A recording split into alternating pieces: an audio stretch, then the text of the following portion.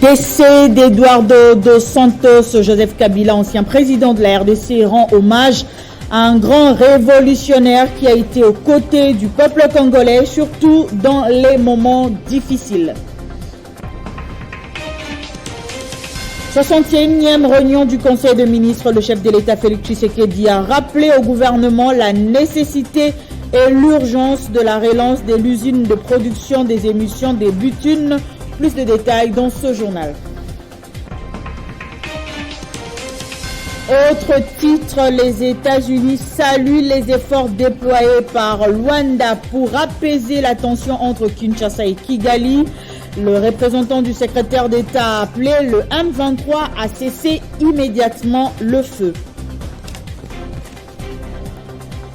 Bienvenue à tous sur Télé 50 à la une de l'actualité avec douleur. Joseph Kabila, ancien président de la RDC, rend hommage au président honoraire de l'Angola, José Eduardo dos Santos, grand révolutionnaire qui a été aux côtés du peuple congolais, surtout dans les moments difficiles. Il présente ses condoléances les plus attristées au peuple d'Angola et sa famille biologique. Que la nouvelle du décès de l'ancien président angolais José Eduardo dos Santos a été rendue publique par le gouvernement angolais. L'ex-président angolais est mort à l'âge de 79 ans dans la clinique de Barcelone, en Espagne, où il était hospitalisé et admis aux soins intensifs depuis un arrêt cardiaque le 23 juin dernier. Ayant appris avec consternation et douleur cette triste nouvelle, le président honoraire de la République démocratique du Congo, Joseph Kabila Kabange, a rendu hommage à José Eduardo dos Santos, grand révolutionnaire africain qui a été aux côtés de notre peuple, surtout dans les moments difficiles, a-t-il indiqué. Plusieurs événements ont marqué l'amitié entre dos Santos et la République démocratique du Congo, notamment son implication dans la résolution de la crise préélectorale en 2016. L'ancien président José Eduardo dos Santos a dirigé l'Angola pendant 38 ans, soit de 1979 à 2017. Et dans le même registre, le président de la République, Félix Tshisekedi, a aussi réagi vendredi dans la soirée après cette nouvelle de disparition de l'ancien chef d'État angolais. Félix Tshisekedi, d'après son directeur de cabinet, est très triste quand il se souvient du soutien indéfectible de cet homme d'État pour les intérêts de la RDC. Afin d'honorer sa mémoire, un jour de deuil national sera observé dans le pays à la date de ses obsèques. Dans l'actualité également, le chef de l'État Félix Tshisekedi a présidé vendredi la 61e réunion du Conseil de ministres par vidéoconférence. Plusieurs sujets ont été abordés, notamment le social et la sécurité. Par ailleurs, le chef de l'État a rappelé au gouvernement la nécessité et l'urgence de la relance de l'usine de production des émissions des bitumes et a déploré le cas de vandalisme à répétition signalé aux lois là-bas. La communication du président de la République, chef de l'État, a porté sur 4 points principaux, à savoir de la relance des activités de la SOCIR SA et celle de l'usine de production des émissions des bitumes. Cette relance devrait permettre à la SOCIR de jouer également son rôle, non seulement logistique, mais surtout d'usine des raffinages du pétrole brut, en vue d'assurer l'approvisionnement du marché national en produits pétroliers. Les 2 unités de production d'émissions des bitumes neuves, une fois mises en service, permettra la fabrication journalière de 1000 tonnes de bitume. Le président de la République a chargé la ministre d'État, ministre du portefeuille, d'accélérer les processus devant aboutir à la mise en place d'une commission spéciale composée des délégués des parties prenantes afin de dresser l'état des lieux et d'élaborer le plan de relance de cette société, incluant la production d'émissions de bitume. Le président de la République a déploré les cas de vandalisme à répétition signalés dans la province du Lualaba sur la ligne de transport d'électricité à haute tension, entraînant ainsi des coupures au niveau des centrales d'Inga et de perturbations de la desserte en énergie électrique. Face à la recrudescence de ces actes de vol de conducteurs en cuivre et des cornières des pylônes qui s'apparentent à un véritable sabotage de l'économie nationale, le vice-premier ministre, ministre de l'Intérieur, Sécurité, Décentralisation et Affaires coutumières, et le ministre des Ressources hydrauliques et électricité ont été chargés de présenter, lors de la prochaine réunion du Conseil des ministres, une proposition des mesures efficaces en vue de éradiquer ces fléaux et mettre définitivement hors d'état de nuire les inciviques responsables de ces actes. Du développement de la chaîne de valeur minière, le président de la République a salué les démarrages en juin 2022 sous l'encadrement du ministère de l'Industrie, de la production par une société de droit congolais Proton de câbles électriques Made in RDC. Je l'annonçais au sommaire tout en louant l'initiative du président angolais João Lorenzo visant à résoudre les tensions entre la République démocratique du Congo et le Rwanda. Le Bureau des affaires africaines du département d'État américain appelle ainsi toutes les parties à respecter les engagements pris. Au mouvement M23, l'administration américaine exige de respecter les cessez-le-feu décidés par les présidents Félix Tshisekedi, Paul Kagame et João Lorenzo. Tous sont appelés donc par cette institution chargée de conseiller le secrétaire d'État sur les questions relatives à l'Afrique subsaharienne, au respect de la souveraineté et l'intégrité territoriale, tout en s'engageant à trouver des solutions pacifiques pour la région. Et puis s'imprégner de l'expérience de la Côte d'Ivoire qui a organisé les 8e Jeux de la francophonie et sollicité l'appui et l'accompagnement de ce pays frère pour l'organisation des 9e Jeux de la francophonie à Kinshasa. C'est l'objectif de la visite de travail qu'a effectué le ministre congolais de l'intégration régionale et francophonie Didier Mazenga Mukanzu à Abidjan, où il a échangé avec plusieurs autorités ivoiriennes. La République démocratique du Congo est résolument engagée pour la réussite totale des 9e Jeux de la francophonie qui se tiendront en 2023 à Kinshasa. C'est dans cette optique que le ministre de l'intégration régionale et francophonie, maître Didier Mazenga Mukanzu, à la tête d'une forte délégation, s'est rendu à Abidjan en Côte d'Ivoire, où il a échangé d'abord avec le ministre gouverneur du district autonome d'Abidjan, Robert Bengré.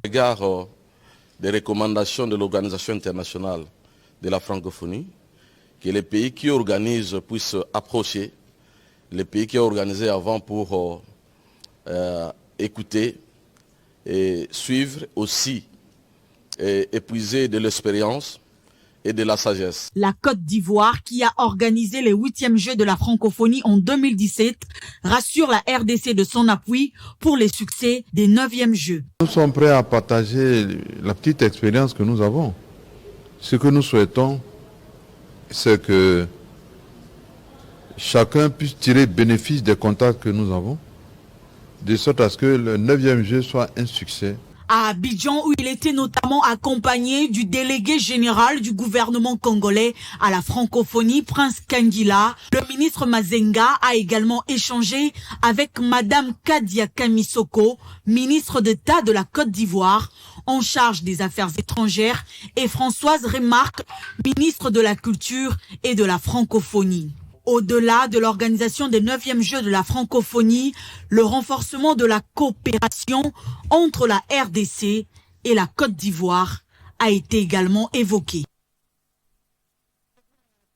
À la Cour de compte, précisément, Ernest Izemengia a passé le flambeau à son successeur Jimmy Munganga. La cérémonie de remise et reprise a eu lieu vendredi au siège de cette juridiction. Désormais, un nouveau vent souffle sur la tête de la Cour de compte. Alors que Ernest Izemenga fait ses valises, le nouveau premier président se veut rassurant. Jimmy Munganga Ngwaka veut relever plusieurs défis. Nous sommes conscients de notre responsabilité. Nous pouvons promettre ici que nous ferons le nécessaire pour ne pas décevoir le Congo, pour ne pas décevoir le chef de l'État. Pour sa part, le premier président honoraire d'une expérience de 15 ans de service souhaite plein succès à la nouvelle équipe. Je leur demande de rester vigilants et travailler avec honneur pour garder la lumière de la Cour des comptes.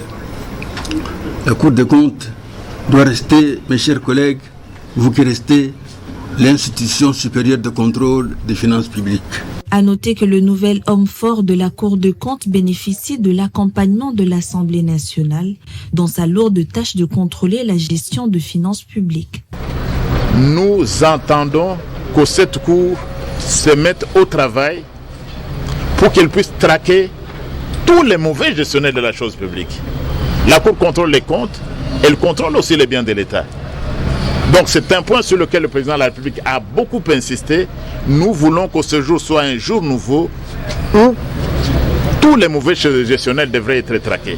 La République démocratique du Congo a besoin de moyens pour son développement, d'où l'implication de la Cour de compte pour éviter notamment le coulage de recettes publiques. Avant qu'il ne commence effectivement le travail, la dernière étape, c'est sa prestation de serment devant le président de la République au Parlement.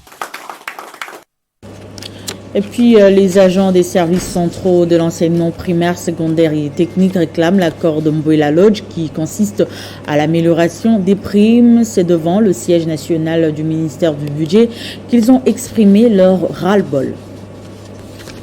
Ils réclament leur prime spécifique et d'encadrement qui n'est nullement respectée après les accords de Mboula Lodge qui consistaient à l'amélioration de leurs primes. Les services centraux du secrétariat général à l'EPST ont manifesté au ministère du Budget réclamant l'application des textes.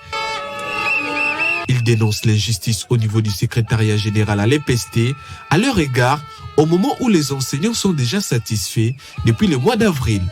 La prime en question, nous étions dans les pourparlers au Congo central à Mboula Lodge.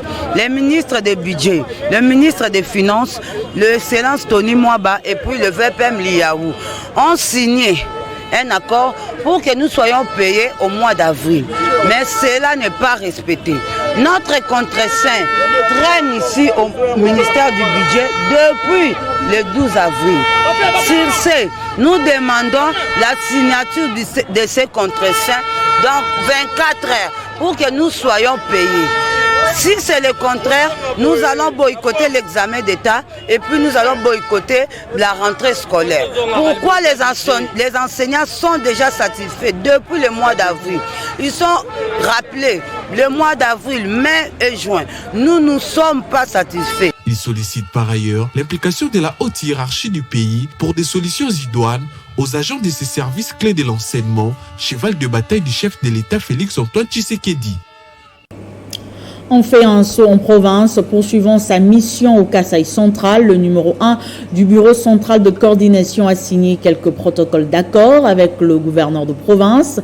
Il implique notamment des grands travaux pour le développement de la région. C'était en présence de quelques élus provinciaux et de notre correspondant sur place, espérant Daniel Kamboulou. Tout commence par une solennité de signature du protocole d'accord de collaboration entre la province du Kasaï central et le bureau central de coordination BSECO. Cet accord approuvé par l'Assemblée provinciale du Kasaï central vise la modernisation et la viabilisation des infrastructures de la province du Kasaï central. John Kabeya Chikaï et Jean-Mabi Moulumba. Seul impact qui vise les saluts et le développement du Kasaï central dans la vision du chef de l'État. Sitôt après cette signature, le gouverneur conduit ses hôtes dans la visite de la voirie urbaine en commençant par l'avenue Chabunda ex-Makar devenue Etienne Tshisekedi. Le gouverneur précise que 65 km de la voirie urbaine sont concernés par cet accord signé. Nous venons de signer le protocole d'accord. Ça, c'était la première étape. Maintenant, nous sommes à la deuxième étape. C'est pour la visite, là où nos entreprises vont démarrer avec les travaux. Le directeur général de BSECO rassure que son agence a toute l'expertise qu'il faut pour bien exécuter et gérer les projets au Kasaï central. BSECO a l'expertise. Donc nous avons des outils pour cela. C'est quoi l'avantage en tant qu'agent d'exécution d'avoir travaillé sur toute l'étendue du pays? Nous avons les fonds, la province a son budget d'investissement et nous allons miser sur le budget d'investissement de la province pour mieux utiliser.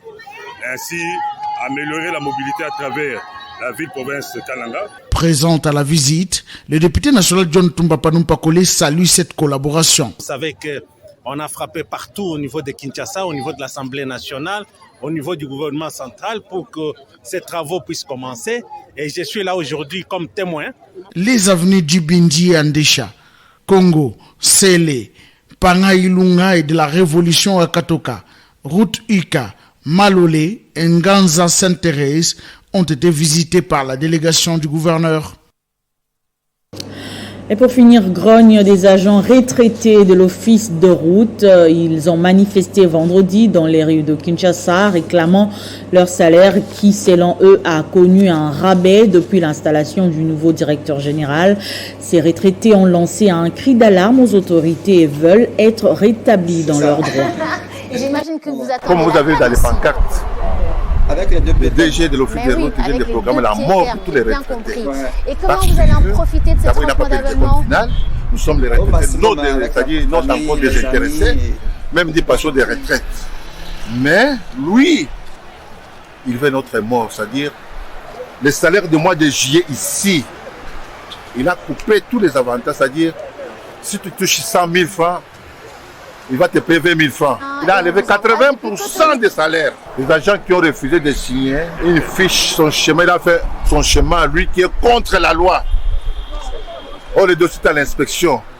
Alors, monsieur le directeur général de l'office des routes, il a détruit l'office des routes parce que nous qui sommes ici, nous avons travaillé longtemps, pendant plusieurs années, nous devrons avoir une liberté honorable. Même la pension des retraites, la pension de retraite, il n'a rien fait. Il vient de faire plus de 11. Nous demandons qu'on nous rétablisse dans nos droits de la retraite honorable parce que nous, on n'est pas de la fonction publique. Il y a le frein Foner, parce que nous vivons avec la dotation de Foner.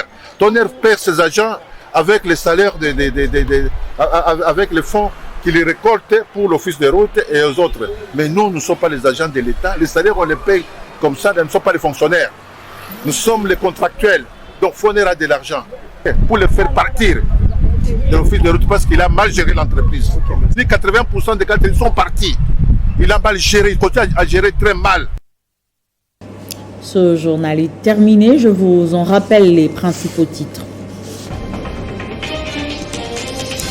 Décès d'Eduardo dos Santos, Joseph Kabila, ancien président de la RDC, rend hommage à un grand révolutionnaire qui a été aux côtés du peuple congolais, surtout dans les moments difficiles. 61e réunion du Conseil des ministres, le chef de l'État Félix Tshisekedi a rappelé au gouvernement la nécessité et l'urgence de la relance de l'usine de production des émissions des butines. Autre titre, les États-Unis saluent les efforts déployés par Luanda pour apaiser la tension entre Kinshasa et Kigali. Le représentant du secrétaire d'État a appelé le M23 à cesser immédiatement le feu. Merci de rester fidèle au programme de Télé 50. L'info est en continu sur Radio 50 et sur la bande défilante.